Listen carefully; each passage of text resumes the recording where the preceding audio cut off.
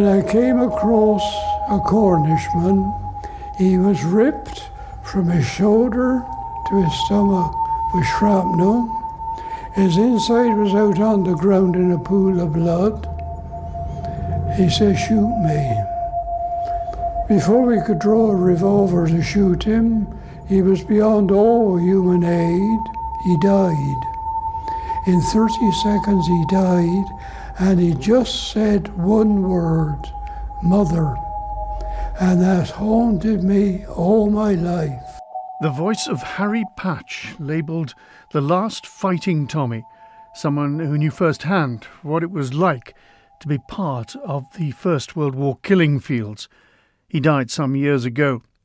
111 years after the great powers drew up their might and smashed into one another, we again recall the horror of it all, although for many it is now a page in a history book. But others are dying now every day in battlefields new and battlefields which have been killing people for centuries the world over. But the sheer scale of the slaughter in the trenches draws us back there every year. As early as August 1914, the French, using old-fashioned methods of warfare, were butchered in the battles on the frontier in the Ardennes and at Charleroi. On August 22nd, it's estimated 27,000 French soldiers were killed. As lines were drawn across France and Belgium, the scene had been set for 4 years of military misery. How are you feeling, darling? Not all that good, Blackadder. Rather hoped I'd get through the whole show. Go back to work at Pratt & Sons.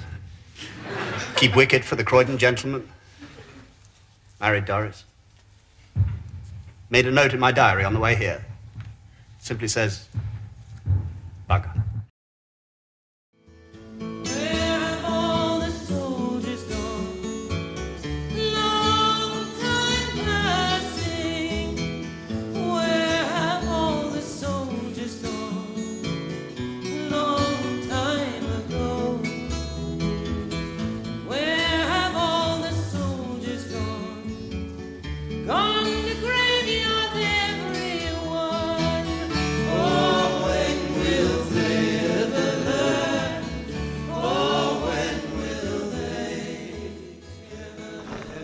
The sun's shining brightly this morning in the churchyard of the small church in St Mark's.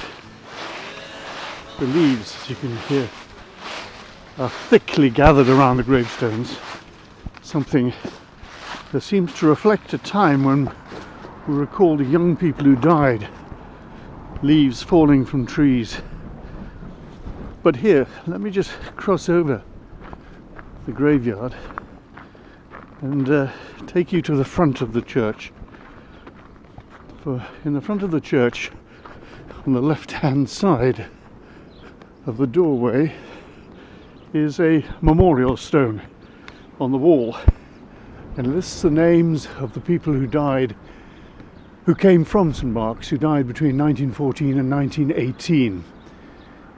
James Hulsell, Stanley Kenyuk, George Ledger, Fred Springthorpe, and two names in particular, Lieutenant Corporal Andrew Speedy and Private Peter Speedy. That on the wall of the small church. Let's just walk across to the other side of the graveyard now. In between the stones and the plots, through the leaves again, until we come across here, about 2/3 of the way across the graveyard, to a memorial stone which, although obviously is quite old, is in immaculate condition.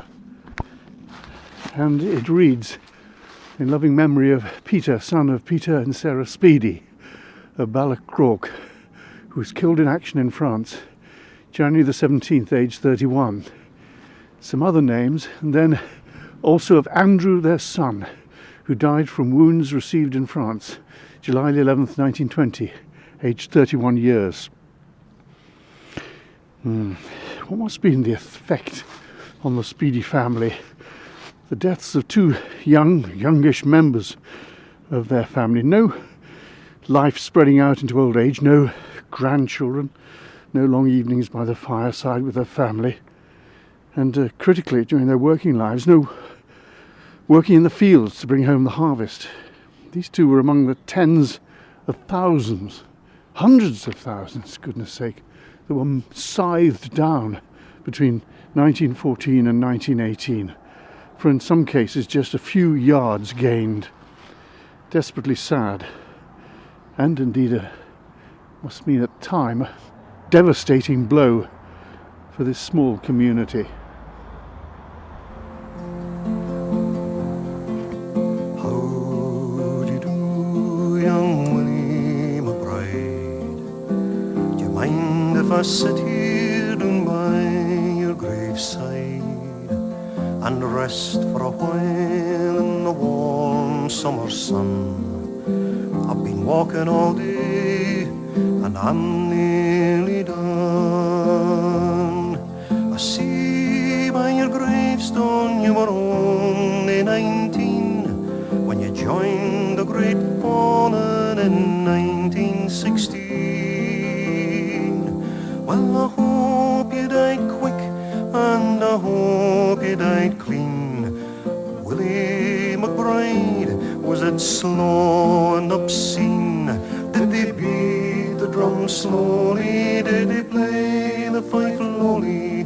Did they sound the death march as they lowered you down? Did the band play the last post and chorus? Did the pipes play the flowers of the forest?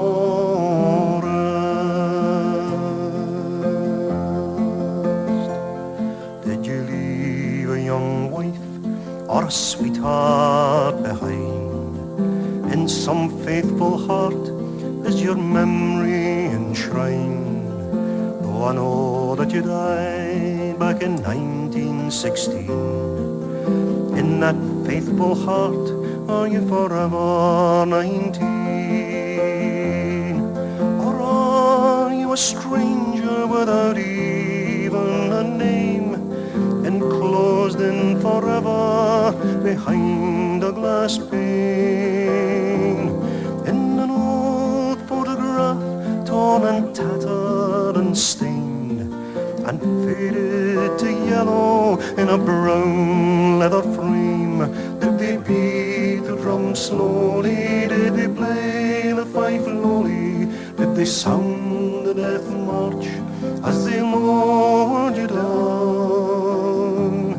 Did the band play the last post and chorus? Did the pipes play the flowers of the forest?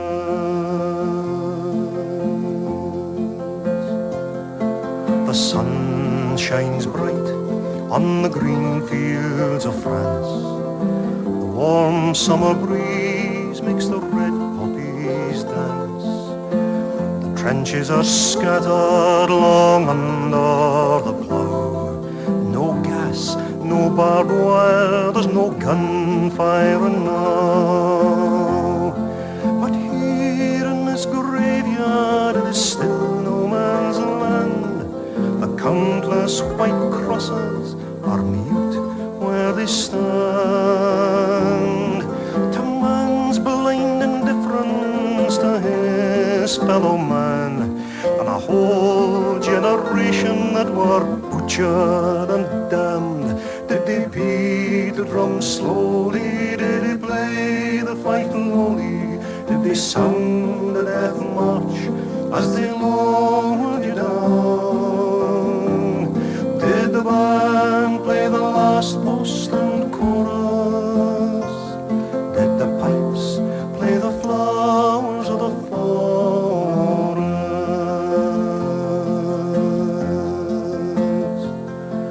I can't help but wonder, young Willie McBride, do those who lie here really know why they died?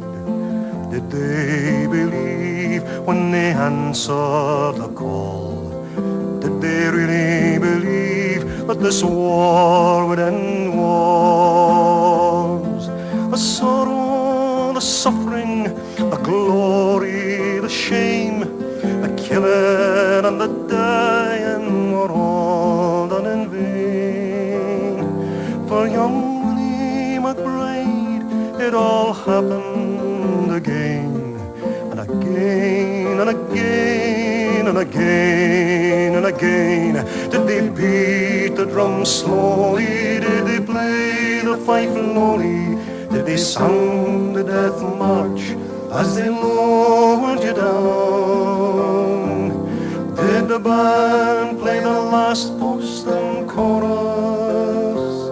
Did the pipes play the flowers of the forest? Did they beat the drum slowly? Did they play the fife lowly? Did they sound the death march as they lowered you down? Did the band play the last post and chorus? Did the pipes play the flowers of the forest?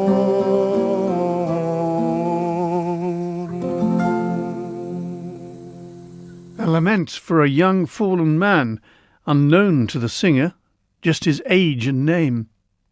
Many people have over the years come to gravesides to remember, much as some will do today, although less and less will be able to recall those who marched away in 1940. Many, of course, came back with the scars of war evident. This is one of the best known of the laments for those who lived out their days crippled by war. Now when I was a young man, I carried me pack, and I lived the free life on the rover. From the Murray's green basin to the dusty outback, oh, I waltzed my Matilda all over.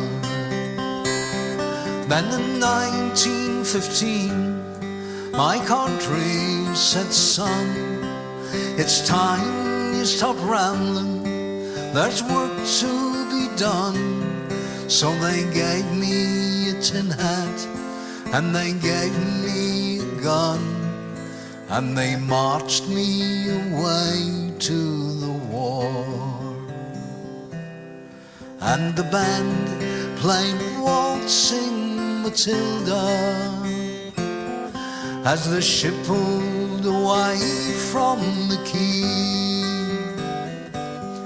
And amidst all the cheers, the flag waving and tears, we sailed off for Gallipoli. How well I remember that terrible day, how our blood stained the sand and the water, and of how in that hell that they called Sula Bay, we were butchered like lambs at the slaughter. Johnny Turk, he was waiting, he primed himself well, he showered us with bullets and he rained us with shell, and in 5 minutes flat he'd blown us all to hell, nearly blew us right back to Australia. But the band played Waltzing Matilda when we stopped to bury our slain. We buried ours, and the Turks buried theirs, and we started all over again. And those that were left, we tried to survive in that mad world of blood, death and fire. And for 10 weary weeks I kept myself alive, though around me the corpses piled higher. Then a big Turkish shell knocked me off overhead, and when I woke up in me hospital bed and saw what it had done, oh, I wished I was dead. Never knew there was worse things than dying. For I'll go no more waltzing Matilda all around the green bush far and free, to hum tent and pegs a man needs both legs. No more waltzing Matilda for me. So they gathered the crippled, the wounded, the maimed, and they shipped us back home to Australia. The armless, the legless, the blind, the insane, those proud wounded heroes of Suvla. And as our ship sailed into Circular Quay, I looked at the place where me legs used to be, and thank Christ there was nobody waiting for me to grieve, to mourn, or to pity. But the band played Waltzing Matilda as they carried us down the gangway, but nobody cheered. They just stood and stared, then they turned their faces away. And so now, every April, I sit on me porch and I watch the parade pass before me. I see my old comrades, how proudly they march, reviving old dreams of past glories. The old men march slowly, old bones stiff and sore. They're tired old heroes from a forgotten war. And the young people ask, what are they marching for? And I ask myself the same question. But the band plays Waltzing Matilda. The old men still answer the call, but as year follows year, more old men disappear. Someday no one will march there at all. Waltzing Matilda, waltzing Matilda, you'll come a-waltzing Matilda with me. And their ghosts may be heard as they march by that billabong. You'll come a-waltzing Matilda with me. The island also had mature officers heading to war. In 1940, one came back with a VC, but never mentioned it. His name was Robert Kane. In a few minutes, his story told by the archivist at the Arnhem Museum. First, though, let's head south on this island. Most people come down to Castletown via the main road, but one or two people, quite a few I suppose, go on the coast road. Beautiful view here around the bay. onto Douglas Street and then into Castletown via the museum, the Peggy Museum, into Castletown by the back door, if I can put it that way. But in doing so, they'll probably pass a house with a plaque on it that they may not know about. And the plaque reads this: Major Robert Henry Kane, VC, Hero of Arnhem, lived here 1972 to 1974. We don't have that many blue plaques around the island, and this denotes an extraordinary man, a man who went to war because he felt he needed to serve his country, and came back again and never said anything about what happened during that war, although what did happen was he came into Arnhem as part of Operation Market Garden. He fought with his regiment at Arnhem and carried out some extraordinary exploits against the enemy. And as I say, his daughter was married to Jeremy Clarkson. She didn't know anything about what he'd done during the war until after he died, and people started explaining what a remarkable man he was.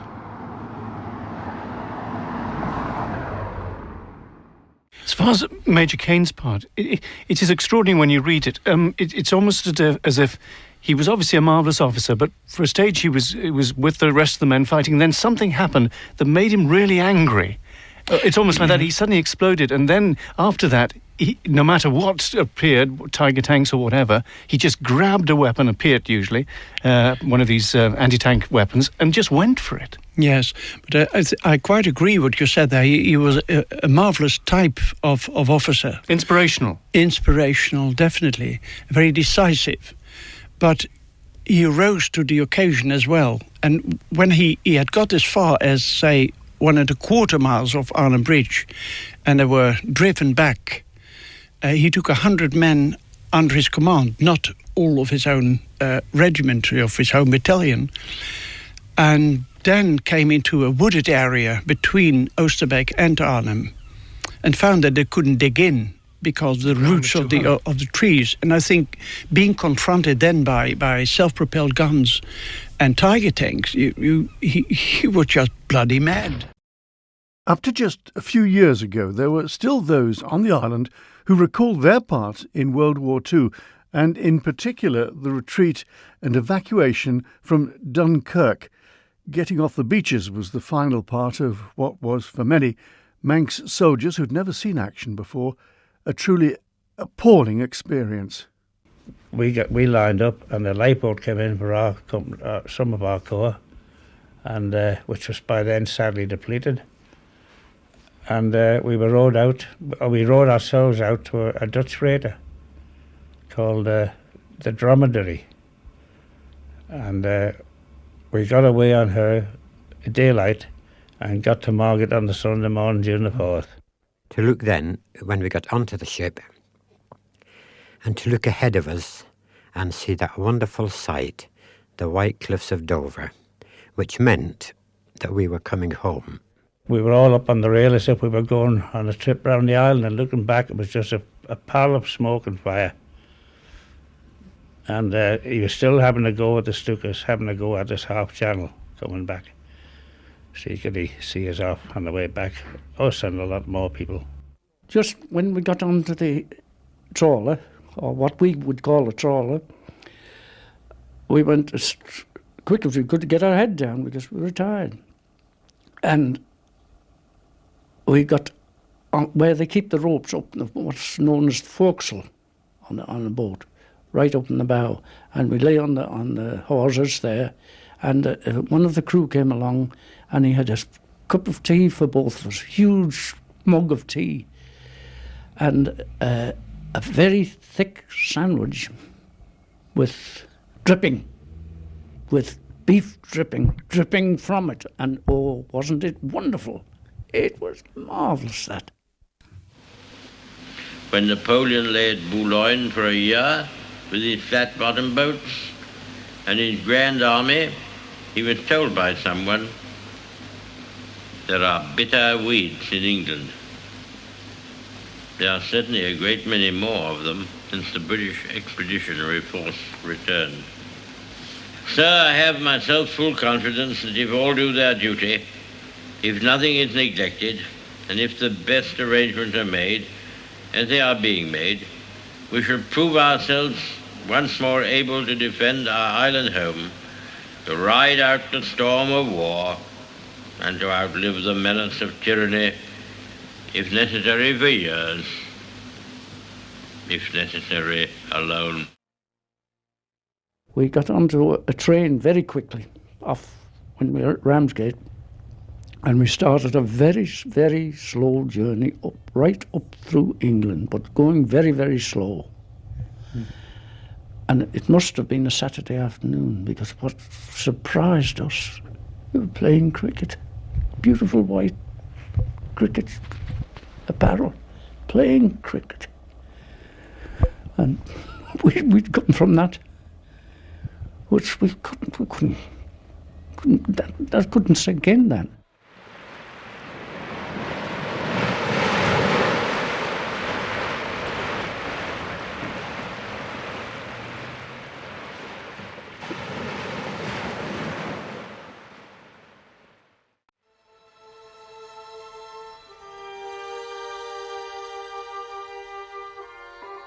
We women teach our little sons how wrong and how ignoble blows are. School and church support our precepts and inoculate the growing minds with thoughts of love and peace. Let dogs delight to bark and bite, we say, but human beings with immortal souls must rise above the methods of the brute and walk with reason and self-control. And then, dear God, you men, you wise, strong men, our self-announced superiors in brain, our peers in judgment, you go forth to war. You leap at one another, mutilate and starve and kill your fellow men, and ask the world's applause for such heroic deeds. You boast and strut, and if no song is sung, no laudatory epic writ in blood, telling how many widows you have made, why then, penforce, you say our bards are dead and inspiration sleeps to wake no more. And we, the women, we whose lives you are, what can we do but sit in silent homes and wait and suffer?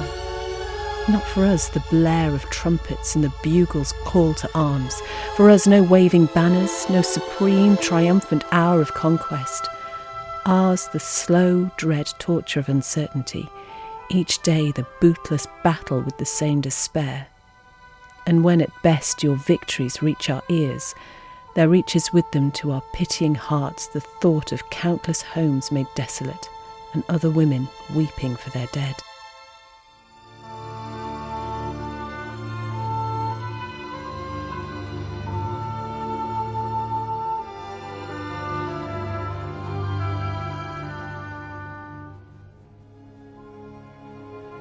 O men, wise men, superior beings, say, is there no substitute for war in this great age and air? If you answer no, then let us rear our children to be wolves and teach them from the cradle how to kill. Why should we women waste our time and work in talking peace when men declare for war?